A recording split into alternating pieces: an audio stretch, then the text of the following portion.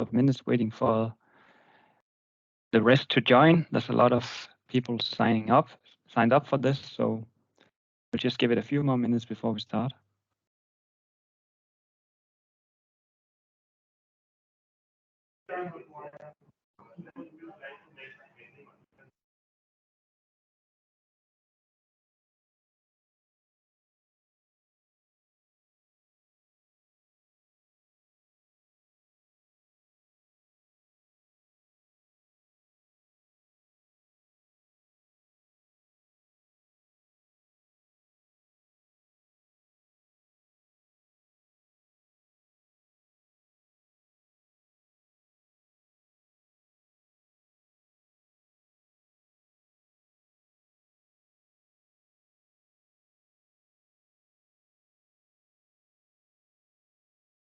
Okay, it's now 1 o'clock and we'll start this webinar.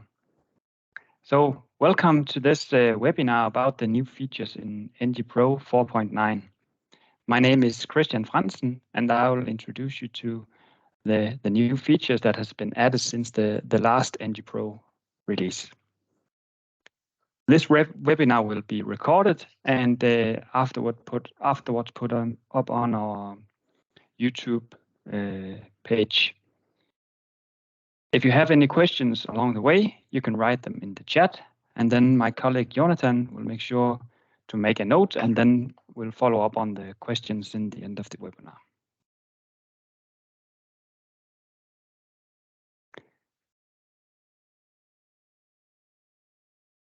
The following bullets here shows the main new features in energyPRO 4.9. We have introduced load change restrictions. We have made an electrolyser built-in unit. Then we have made payments shown at timestep level. Then we have added some more output options on the dedicated units. And we tried working with speeding up the calculation or the operational strategy calculation. So that is something that we have been working on and we continuously work on.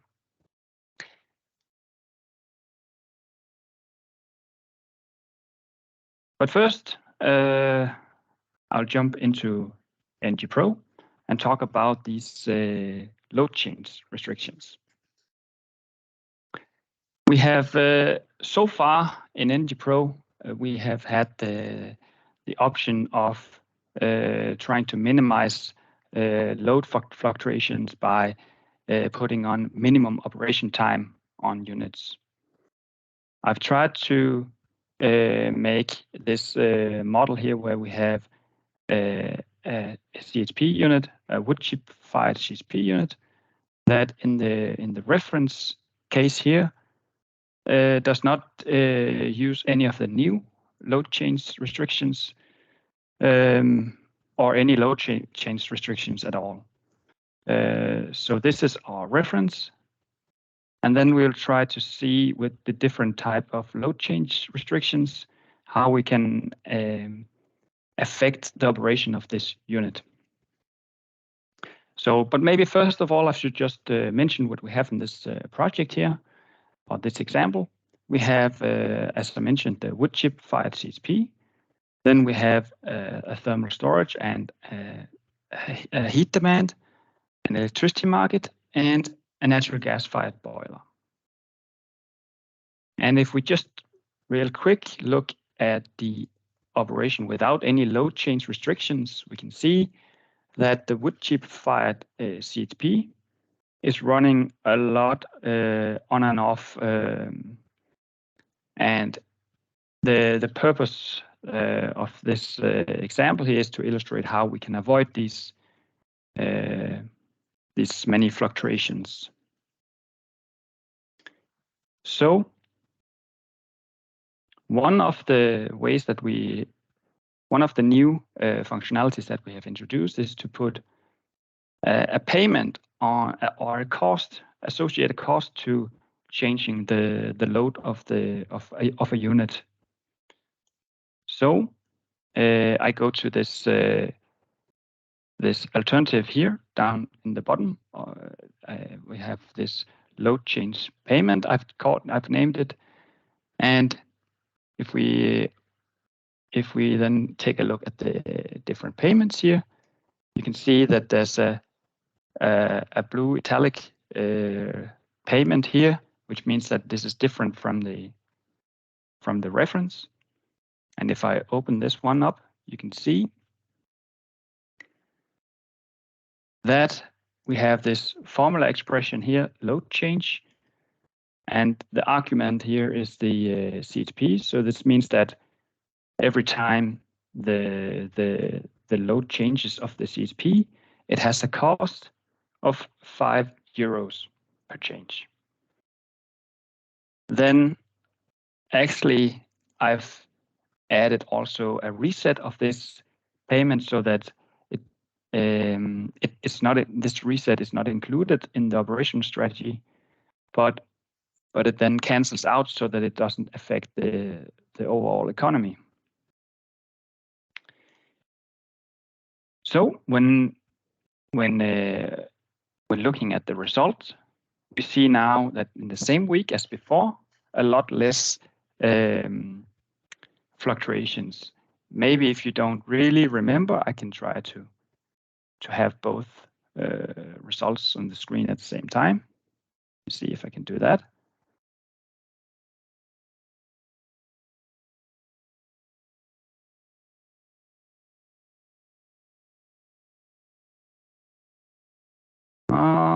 Well, oh, sorry. This is the same. No, it's not. Yes. So you can see we have reduced the number of fluctuations quite a bit by introducing this €5 cost of changing the load. We could try, and furthermore, we have also, since we are putting a restriction to how it can operate, we have also decreased a bit the operation income. If we try to go back here to this payment, we can try to see how it affects the operation if we increase the payment here to, let's say, 15.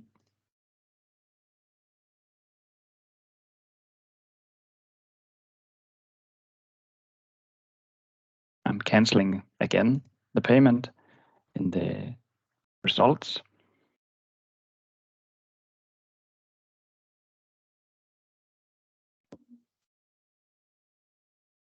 And we can see that now it even further decreases the fluctuations. So we get, as a result, a more steady operation because it has a cost now to change the operation.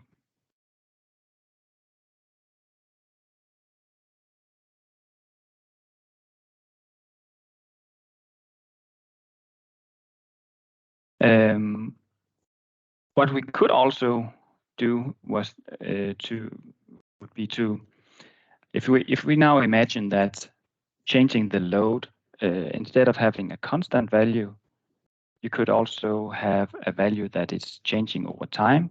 So this payment here does not need to be a constant. It could also be a time series function, which would then, for instance, could be more expensive to change the load during the nighttime, for instance. So there's really a lot of options or opportunities here to reflect the cost associated of changing the load of a unit. Another way of applying load change restrictions would be to have what we would refer to as a hard constraint. This is more like a soft constraint.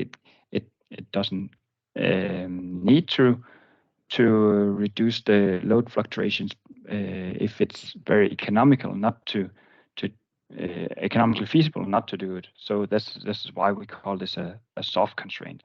A hard constraint would be that we simply do not allow the unit to change load. And this is what we have done here in this alternative load change 1.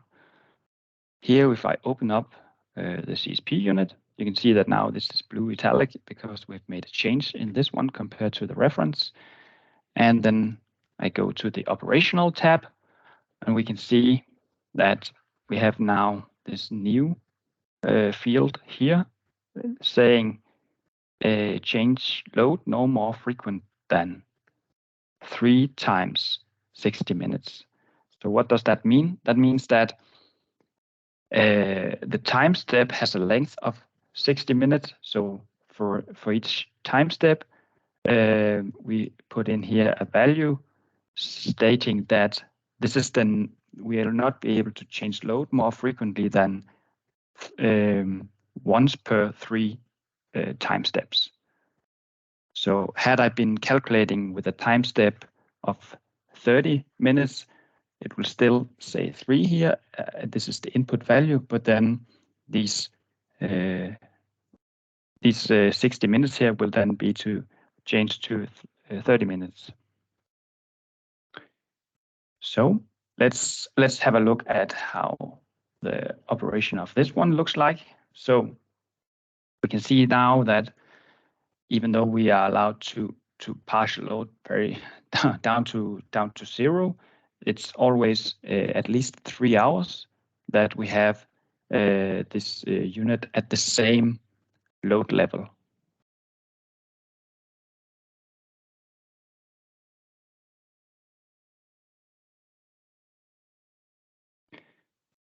If you remember, we had also before introducing this one, we had also these two fields here stating that an operation period shall be minimum X amount of time steps, and a non-operation period shall be minimum X amount of time steps. So when introducing that the load cannot change more frequently than 3 time steps, then of course it doesn't make any sense to have a minimum operation time of, let's say, 2 hours, because it cannot change its load more frequent than 3 hours. So this is also why we get, when we put 0 and 0 here, we get this notification that the load change frequency is longer than these minimum and non operational periods. So these will be overruled by this one. And this is of course only the case when this load change or change load no more frequently than this field is has a higher value than these fields. You can of course say that this should minimum be in operation for 6 hours, and then you can either have the same load for all 6 hours or change it once. Good. So that was the constraint regarding these one of the hard constraints regarding these load changes. Then we have yet another hard constraint. I'm jumping a little here. I'm jumping to load change number 3 here, this alternative here. In this one,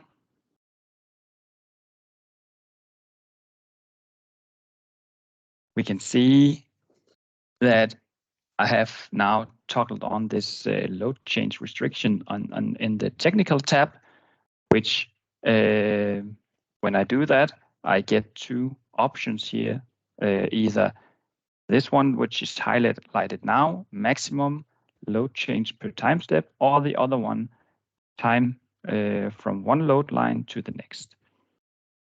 And I'll explain both of them. But first, this one, maximum load change per time step. So this is when selecting this one, these options down here below the power curves, gets visible, and down here you can specify how fast you can ramp up and down one of the energy types listed in the power curves. So here I have a drop down where I can choose any of the listed energy types. So in this case, I have selected electricity output, and the maximum ramp up time, I've put 3 megawatts per time step, and the same with the ramping down. So let's look at how that looks like. We can see that, what can we see? We can see here, remember that it was on the electricity that we put a maximum ramp up of 3 megawatt. So in all of these peaks here, we can see going from 2.2 to 5.2, it's always 3 or less megawatt that is the ramp up. The only thing that is yet to be made, as you can see here, we have here a load change of more than 3, and this is because in the starting up and the shutting down of a unit, this is still not implemented. It'll be more clear if I go here to open the unit again, and then select 1 hour up and down,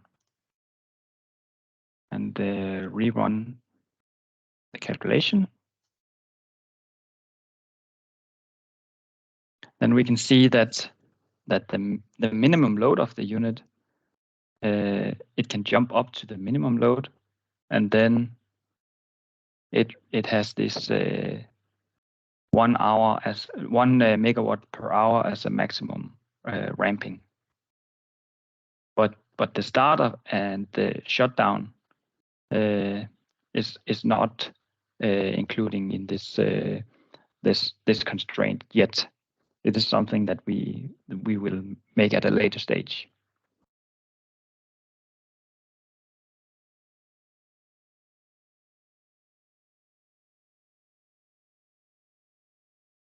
And then, as I promised, I would also mention the other option here in when you have toggled on these load change restrictions, which is the time from one load line to the next.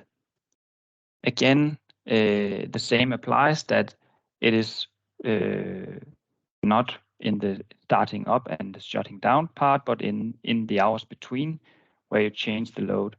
And when you select this one, you can see here you get this column here with load change restrictions, ramp up to, ramp down from. And here you can specify the number of minutes it takes to go from the minimum load and up to maximum load. And again, the other way around, the ramp down time from the maximum down to the minimum. In this case, I've specified 120 minutes for both. So let's have a look.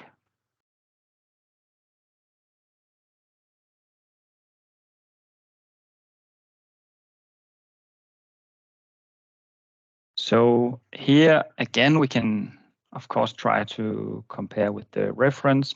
I've shown a lot of different graphs here now, so maybe it would be nice to again just have a look at the reference also. Let me put it over here. And then was load change 2.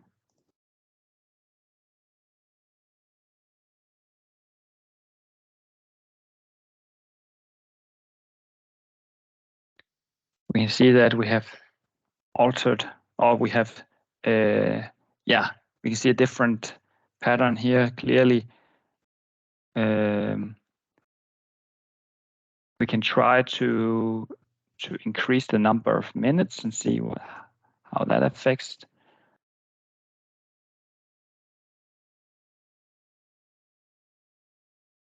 If I say here 240, for instance.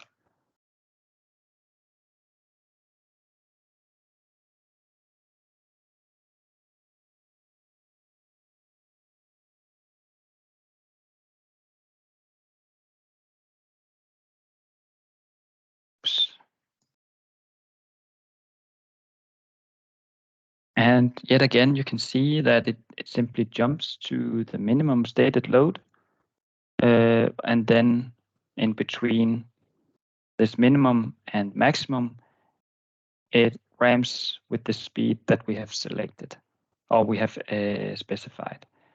The difference between this one, this option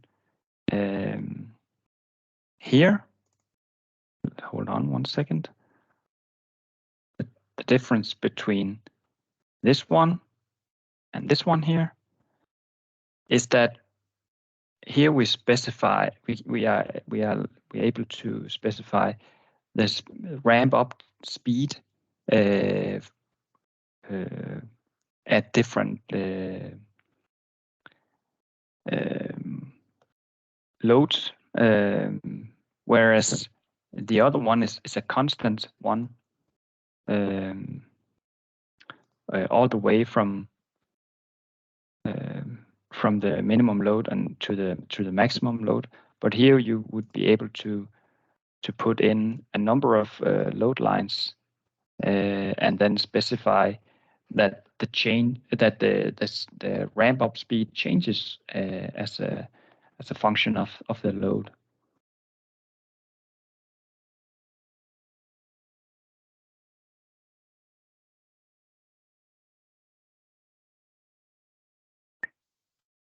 So I think that was more or less what I would like to say about the different options here regarding load restrictions. One final remark is that the more restrictions you put on to this unit, and you can of course also combine these different restrictions, but the more you put on, the longer time the solver will use to find a good solution, and the solution is also affected, of course. So you should expect that the result is getting a bit worse every time you add a restriction. Okay, then we can look at the slides again here. The next one is bullet on the list here is the electrolyzer, a new built-in unit.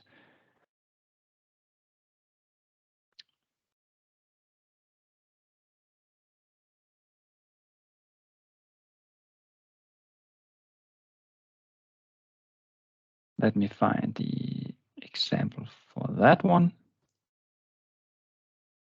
Hold on 1 second.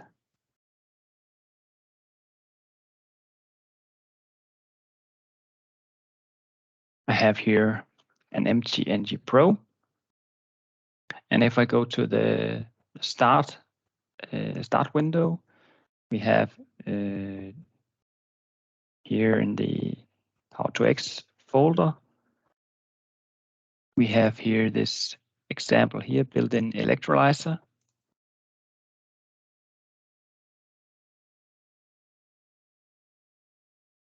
In this project example, we have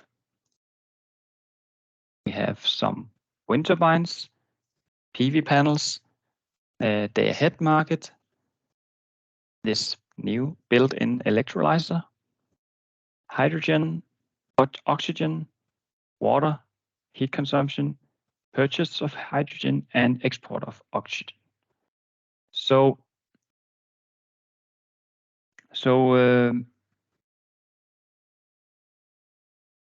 in the payments here, we have two revenues. We are selling hydrogen and electricity. Maybe this should have been instead of purchase, it should have been named selling or exporting of hydrogen.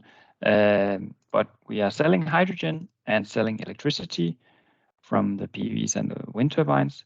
We can also purchase electricity, and there's an import tariff, which makes the import of electricity, we are paying more for the electricity than we are receiving when selling it.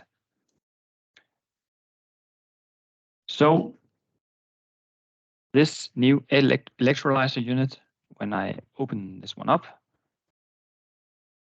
you'll see a window like this, where we have first the option of selecting between two different types of electrolyzers, the alkaline and the PEM. In order for this electrolyzer to work, you must at least have a hydrogen fuel, and this hydrogen fuel, in order for the electrolyzer to calculate the right efficiencies and energy conversions, this hydrogen fuel must have a heat value of 33.3 kilowatt hours per kilogram, and it must be measured in kilograms. You can read more about how to use this electrolyzer in our how-to guide on our homepage. You don't have to have a water input. That is optional. The same with the oxygen. You need to specify the electrical capacity, and then you need to specify at full load what is the electricity to hydrogen efficiency. Furthermore, what is the heat output at full load, and what is the minimum load? And here's with minimum, it's meant minimum electrical consumption. And as you can see, we have this efficiency versus load graph up here.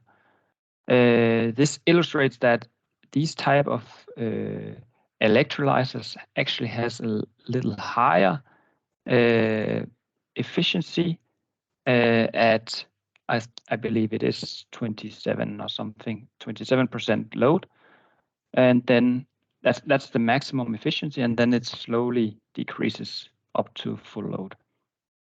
So in order for this to work, you should always have a minimum load that is below 25% or so. Otherwise, this curve will be a bit strange. So these are the constraints so far in this simple electrolyzer built-in unit. If you and we are working on a more advanced one, but this is the first one that has been released so far, and of course you can always, if you want to specify these efficiencies in more details yourself, you can always make a user-defined unit and do that. But this is to assist in making an electrolyzer in your model.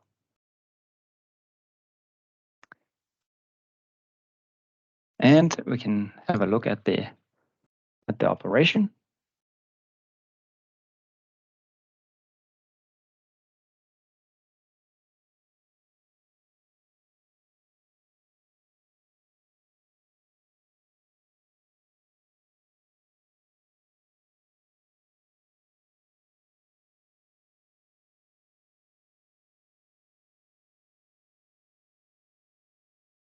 So here we can see the heat output in this graph. We can see the electricity consumption. It follows the overall operation of the electrolyzer. We can see the wind turbines is the yellow area, and the PVs that's the green area. Then we can see the hydrogen production and the oxygen production.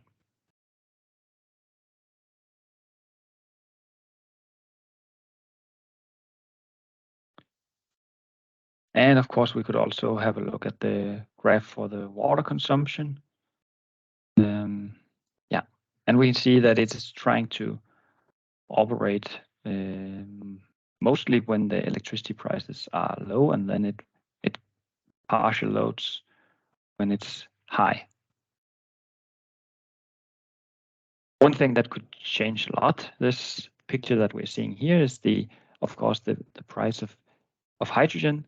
If right now we are assuming a sell price of 3 euros per kilogram, if we reduce this, we would see that the operation of the number of hours that we are producing hydrogen will decrease.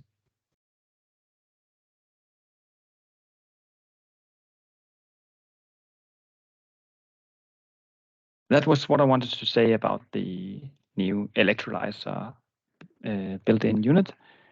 But as mentioned before, we have on our website a how-to guide in which you can read more about it. Then I'm jumping to the next bullet here, payments shown at timestep level. For quite some time, we have been wanting to add payments on a timestep level, and we can actually use the same example here again to show that. If I click here, we can see a list of the different payments and payment groups, and we can, for instance, say look into the payment here, purchase of electricity. If I add that one here, okay, well, maybe that's not the most interesting one, because we can see, well, yeah, here we can see it's not zero all the time. It is, of course, zero whenever the electrolyzer is getting all the electricity from the renewable sources. But when the electricity price is low enough on the market, we are actually importing electricity, and the payment hour by hour is illustrated here. You could also have a sale of electricity. And here you can see then that this graph, maybe it's not so easy to see. Let's make it darker color. You can see that it follows the excess electricity production that is not consumed by the electrolyzer. That gives a revenue here. So all these payments are now available in a timestep resolution. Furthermore, you can also go to Tools and Export Economy.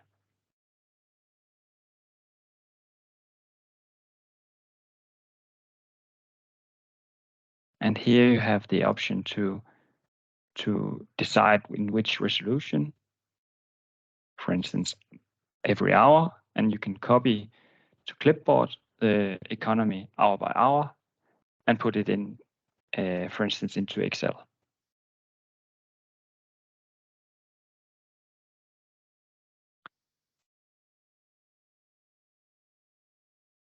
Next on our list is the bullet here, which is about the more outputs that we have added on some dedicated units. Let me find the example that I want to use to illustrate this.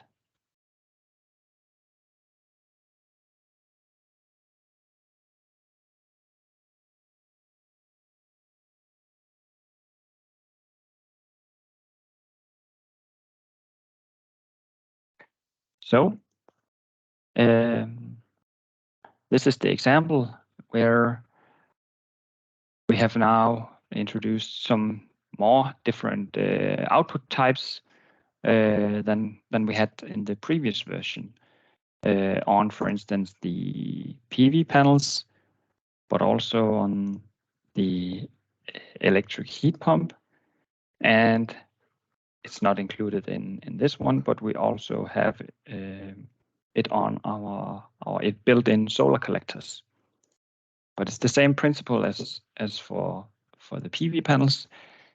We can see if we open the PV panels that everything looks just the same except for this part down here where we have output energy type.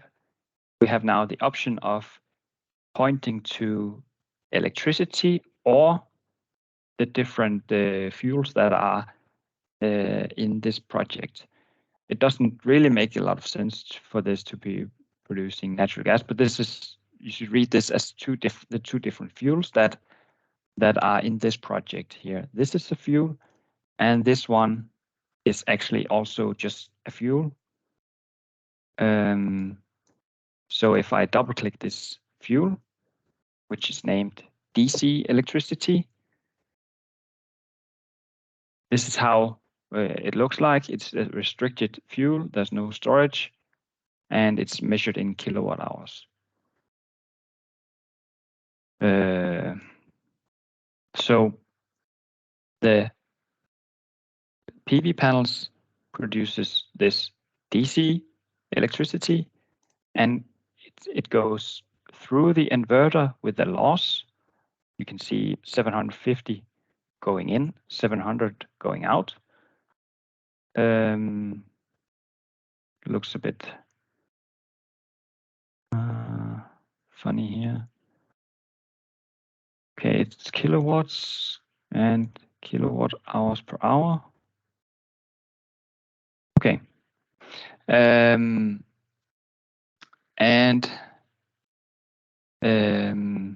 Then we move on to the electric heat pump. Here we've done something similar. Instead, if I open it up, you can see that instead of producing heat, now we have selected process heat down here. We could also have selected heat, or again, we could have selected one of the fuels in the project.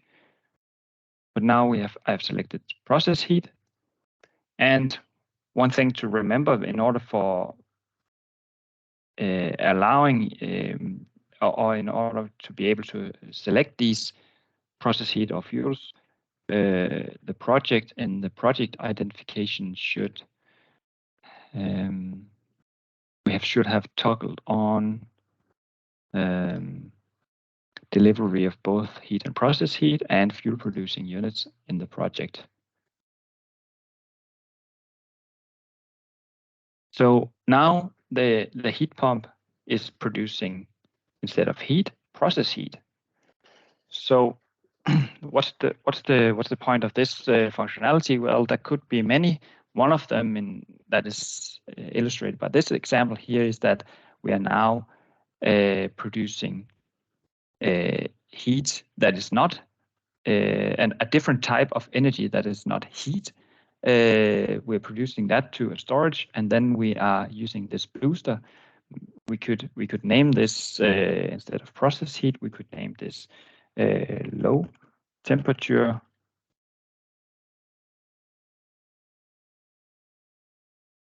heat.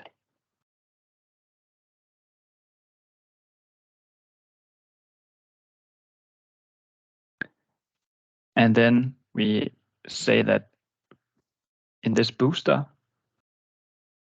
we define the ratio between the low temperature heat,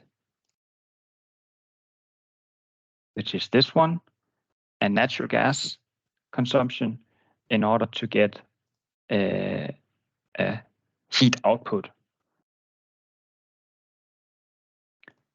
which has then the temperature that is required to supply the heat demand. And these ratios here could also be defined by time series and time series functions, so that the required temperature could be something that is varying over time, and thereby this ratio between the heat from the heat pump and this boosting is something that is changing over time as well. So this is not to this is an example of how to use this new functionality, but the functionality itself is simply that on these built-in units, we now have the option of selecting a different output type than the heat and electricity for the PVs that was before.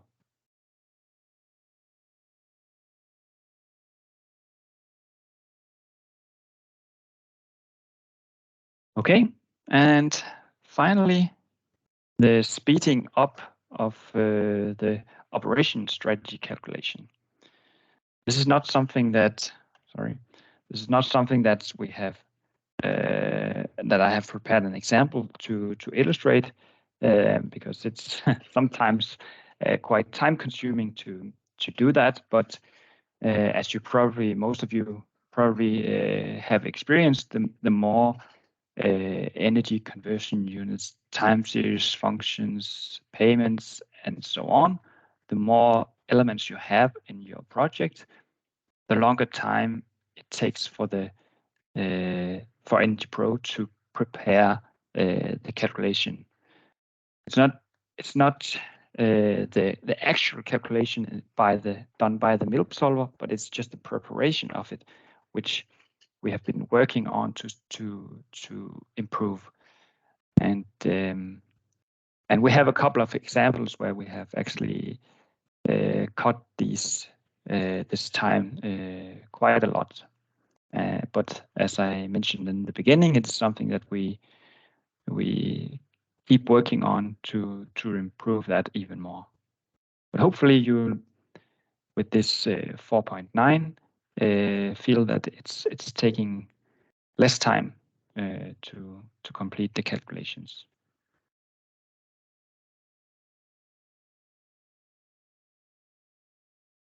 I hope I didn't forget anything. This was my presentation of the new features, and now if you have any questions, there's time for that. I don't know, Jonathan, if you have seen some questions along the way that you think that we should address.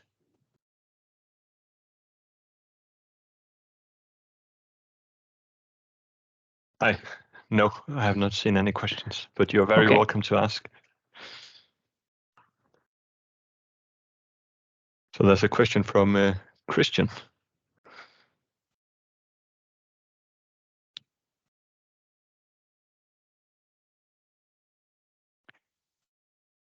Okay, are there any plans to implement? Yeah, go ahead, Christian. Okay, I just noticed that it's in the chat. Okay.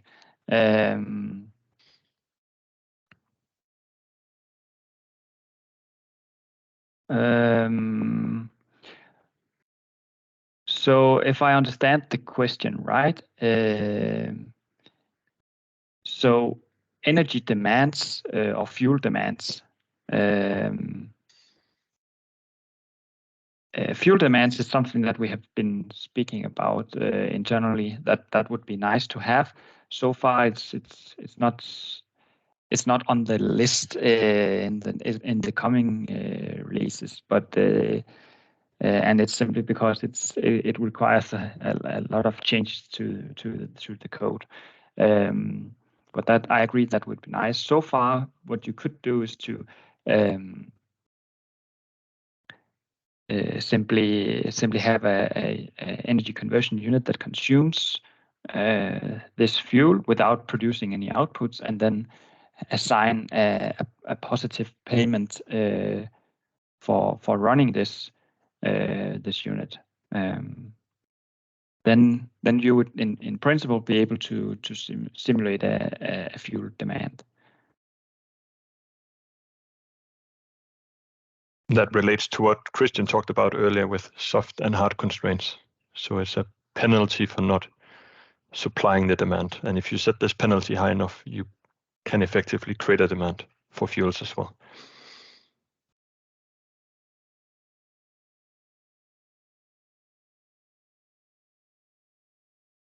I hope that answers your question, Christian. Okay. Any other questions?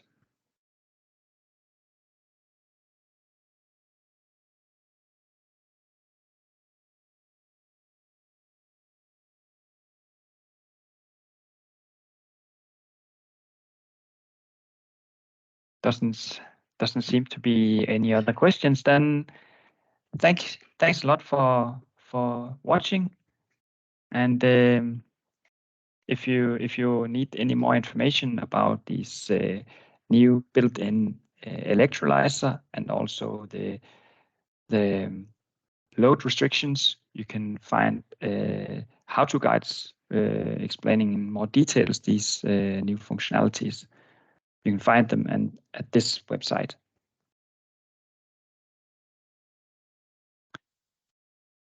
So thank you for watching, and have a nice day, everyone.